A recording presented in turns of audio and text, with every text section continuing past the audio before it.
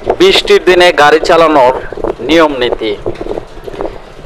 বৃষ্টির দিনে গাড়ির গতি কমিয়ে গাড়ি চালাতে হবে এবং সামনের গাড়ি হতে নিরাপদ দূরত্ব বজায় রেখে গাড়ি চালাতে হবে।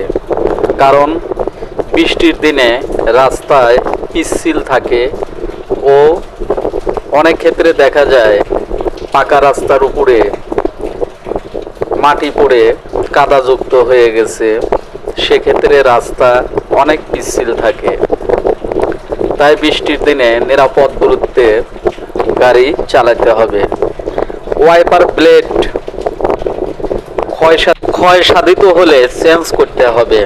ওয়াইপার ব্লেড ক্ষয় সাধিত থাকলে সামনের গ্লাস সঠিকভাবে পরিষ্কার হবে না বা গ্লাসে ক্রাচ পড়ে যাবে, সেক্ষেত্রে গাড়ির সামনের উইন্ডশিল্ড গ্লাস নষ্ট হয়ে যাবে বা দাগ পড়ে যাবে। বৃষ্টির দিনে বাড়তি নিরাপত্তা বজায় রাখতে হবে। লোয়ার সাইজ চাকা লাগানো থেকে বিরত থাকতে হবে।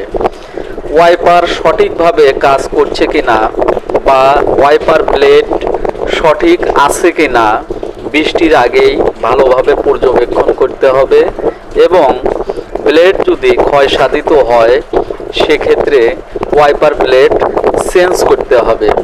এতে আপনার গাড়ির গ্লাসে দাগ পড়বে না বা গ্লাসটি ঝাপসা হবে না, সেক্ষেত্রে গাড়িটি ভালোভাবে বৃষ্টির দিনে চালাতে পারবেন।